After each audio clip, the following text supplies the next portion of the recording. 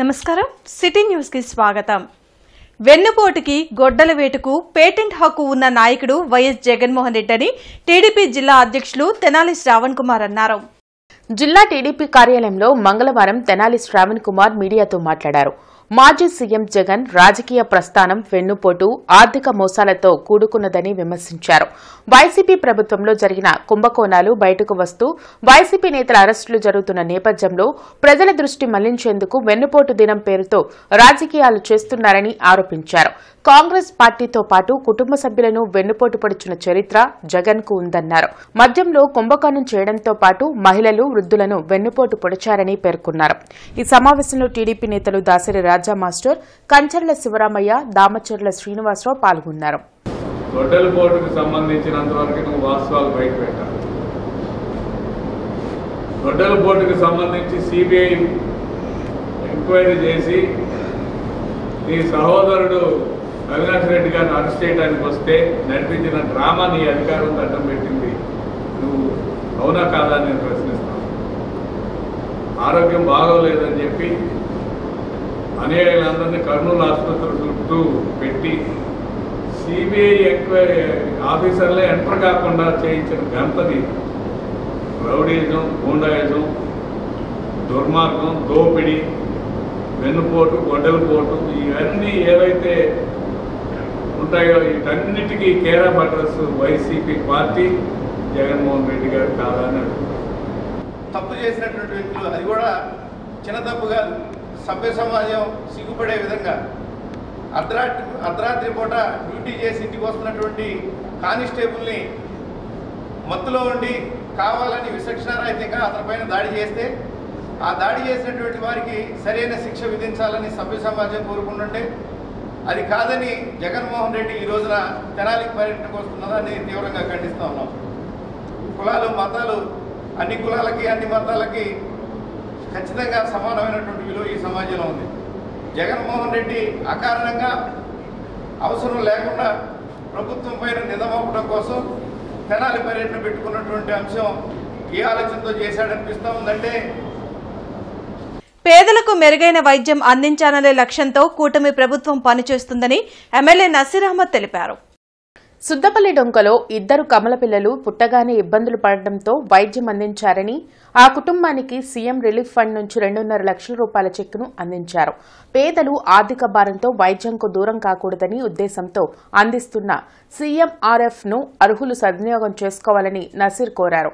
కార్యక్రమంలో కార్పొరేటర్లు ఎల్లావుల అశోక్, మీరావలి, కూటమి నాయకులు ఫరూక్, ప్రభాకర్ పాల్గొన్నారు. ప్రతిరోజు కూడా గుంటూరు తూర్పు నియోజకవర్గంలో దాదాపు 2,56,00,000 రూపాయలు ఇప్పటి వరకు కూడా ఇచ్చే ముఖ్యమంత్రి గారి సహాయానిధి ద్వారా అందించడం జరుగుతూ ఉంది. ఒక పక్కన ఎల్ఓసి ద్వారా, ఒక పక్కన ముఖ్యమంత్రి సహాయానిధి ద్వారా, అంతేకాకుండా ప్రభుత్వ ఆసుపత్రుల్లో కూడా మౌలిక వసతులు అభివృద్ధి చేస్తూ నిత్యం కూడా ప్రజలకు అవసరమైనటువంటి వైద్య సదుపాయాలు ఎక్కడ లోటు రాకుండా దాదాపు 19,000 కోట్ల రూపాయల బడ్జెట్తో ఈ ప్రభుత్వం వైద్య సదుపాయాలు అందిస్తూ ఉంది. తప్పకుండా రాష్ట్రంలో ప్రతి ఒక్క పేదవారి దగ్గర నుండి అందరికీ కూడా ఆరోగ్యవంతమైనటువంటి సమాజం నిర్మాణం చేయడానికి ఈరోజు కూటమి ప్రభుత్వం తీసుకుంటున్నటువంటి అడుగులో భాగంగానే ఈరోజు దాదాపు 2,56,000 రూపాయల చెక్కును ఈ ఇద్దరు పిల్లలకి ట్రీట్మెంట్ కోసం వాళ్ళ తల్లికి కూడా అందించడం జరిగింది. జై ఆంధ్ర డెమోక్రటిక్ ఫోరం ఆధ్వర్యంలో రౌండ్ టేబుల్ సమావేశం జరిగింది. రామన్నపేట జనచైతన్య వేదిక కార్యాలయంలో నిర్వహించిన ఈ సమావేశంలో అమలు కాని విభజన హామీలు, యువత వలసలు, అప్పుల ఊబిలో ఆంధ్రప్రదేశ్ అనే అంశంపై చర్చించారు.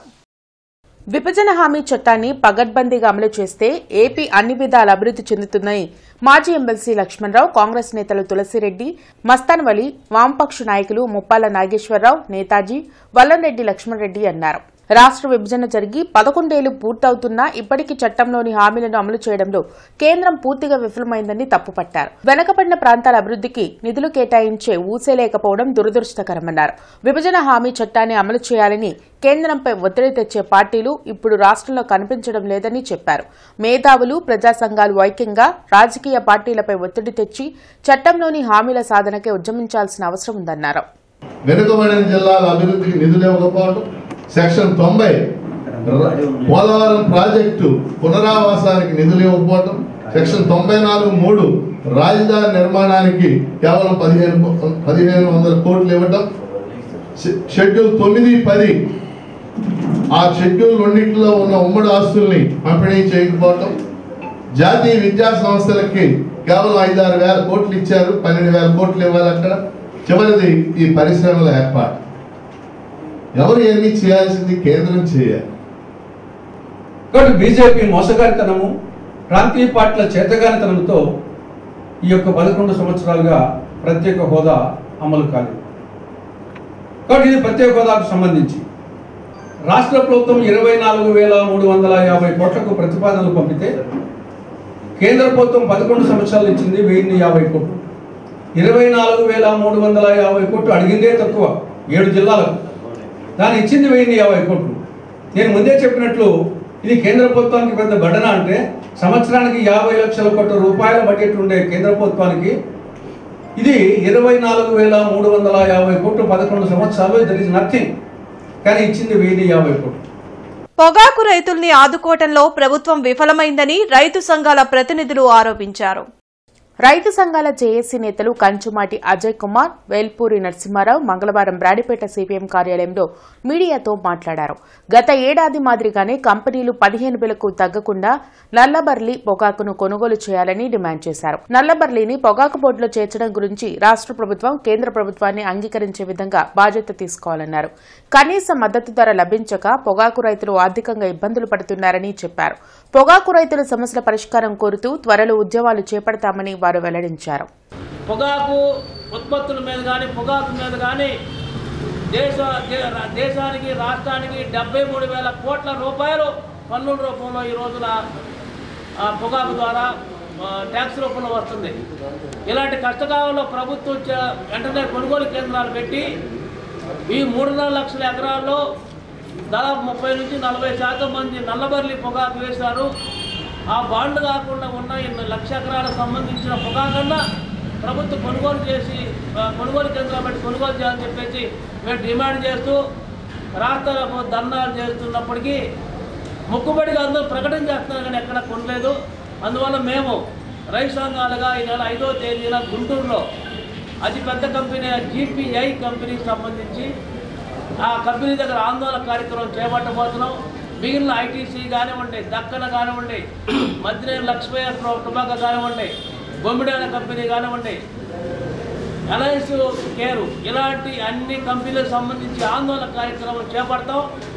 5 ఏళ్ల వైసీపీ పాలనలో అన్ని వర్గాల ప్రజలు నష్టపోయారని, అందుకే 2024 ఎన్నికల్లో ఆ పార్టీని భూస్థాపితం చేశారని జనసేన పార్టీ అధికార ప్రతినిధి ఆళ్ల హరి అన్నారు.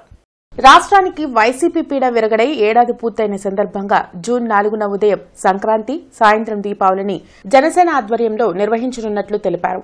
దీనికి సంబంధించిన పోస్టర్ను శ్రీనివాసరావు తోటలో ఆవిష్కరించారు. కూటమి ప్రభుత్వ పాలనలో రాష్ట్రం అన్ని విధాల అభివృద్ది చెందుతుందని ఆలహరి చెప్పారు. కార్యక్రమంలో రవీంద్ర, కొత్తకోటి ప్రసాద్, సుబ్బారావు తదితరులు పాల్గొన్నారు. జనసేన పార్టీ అధ్యక్షులు పవన్ కళ్యాణ్ గారు ఒక పిలుపిచ్చారు. జూన్ 4వ తారీఖున రాష్ట్రం అంతా కూడా ఉదయం పూట సంక్రాంతి చేసుకోండి, సాయంత్రం పూట దీపావళి చేసుకోమని చెప్పేసి పిలిపించారు. అదే క్రమంలో మేము ఈ గుంటూరులో రేపు ఉదయం మహిళలందరితో కూడా ముగ్గులు ఏర్పాటు చేస్తూ ఉన్నాం, సంక్రాంతి వాతావరణం తీసుకొస్తూ ఉన్నాం. అలాగే రేపు సాయంత్రం 6 గంటలకి చీకటి పడిన సమయంలో టపాసులు కాల్చి బాణాసంచా కాల్చి దీపావళి చేసుకోవడానికి ప్రజలందరూ కూడా సంసిద్ధంగా ఉన్నారని తెలియజేస్తూ మరొకసారి ఈ యొక్క మోదీ గారికి, చంద్రబాబు నాయుడు గారికి, పవన్ కళ్యాణ్ గారికి భగవంతుని ఆశీస్సులు, ప్రజల ఆశీస్సులు మెండుగా ఉండాలని, ఈ ప్రభుత్వం 30 సంవత్సరాల పాటు దేదీప్యమానంగా వెలుగుతుందని చెప్పి పరామర్శల పేరుతో రాజకీయాలు చేయడం కరెక్ట్ కాదని మంత్రి నాదెండ్ల మనోహర్ అన్నారు. గత ప్రభుత్వం తెనాలి నియోజకవర్గాన్ని గంజాయికి కేరాఫ్గా మార్చిందని నాదెండ్ల మనోహర్ ధ్వజమెత్తారు. విజయవాడలో ఆయన మీడియాతో మాట్లాడారు. రేషన్ బియ్యం అక్రమ రవాణాను అడ్డుకునేందుకే చౌక డిపోల ద్వారా నిత్యావసరాల సరఫరాను చేపట్టినట్లు తెలిపారు. ప్రజల మధ్య విద్వేషాలు సృష్టించి రాజకీయ లబ్ధి పొందాలని వైసీపీ చేస్తున్న కుట్రలను కూటమి ప్రభుత్వం సాగనివ్వదని స్పష్టం చేశారు. డైరెక్ట్గా ప్రతి ఒక్కరికి తెలుసు ఆ గ్రామంలో ఎక్కడ దొరుకుతుంది గంజాయని. యువకులను ఆ విధంగా చెడగొట్టి వాళ్ళ ప్రాణాలతో ఆడుకుని 5 సంవత్సరాలు మీరు కనీసం ఒక్క చిన్న చూపు కూడా చూడలేదే వీళ్ళ వైపు. గంజాయి నిర్మూలన కోసం మీరు ఏం చేశారు? లా అండ్ ఆర్డర్ గురించి మీరు ఏం చేశారు? సో ఆ ప్రాంతంలో ఎవరికి కూడా ఎంత సరుకు తీసుకున్నారో, ఎక్కడ తీసుకెళ్తున్నారు అనేది లెక్క ఉండేది కాదు, తెలిసేది కూడా కాదు. కానీ ఈసారి ఖచ్చితంగా ట్రాన్స్పరెన్సీ ఉంటుంది, పారదర్శకతతోటి. ఆ ప్రాంతంలో ఉన్న ఆ సరుకు ఆ పర్టికులర్ రేషన్ షాప్లోనే స్టాక్ చేసుకుంటారు. కాబట్టి ప్రజలు కూడా గమనిస్తూ ఉంటారు. ఎక్కడైనా ఇటువంటి అక్రమ రవాణా జరుగుతుందనే విషయాలు వారి దృష్టికి వస్తే తప్పకుండా మీరు అక్కడ క్యూఆర్ కోడ్ అక్కడే ఉంటుంది షాప్ దగ్గర. క్యూఆర్ కోడ్లో మీరు స్కాన్ చేసి ఇమీడియట్గా మీరు మాకు మెసేజ్ పంపిస్తే తప్పకుండా మేము యాక్షన్ తీసుకుంటాం. డెఫినెట్గా దీని గురించి ఏ విధంగా దీన్ని అరికట్టాలనే ఆలోచనతోటే మేము కొత్త కొత్త విధానాలు, మార్పులు తీసుకొస్తానే ఉన్నాం. దానికి ఖచ్చితంగా మేము కట్టుబడి ఉంటాం. ఆ మార్పు చూపిస్తాం మీకు. ఈ వార్తలు ఇంతటితో సమాప్తం. నమస్కారం.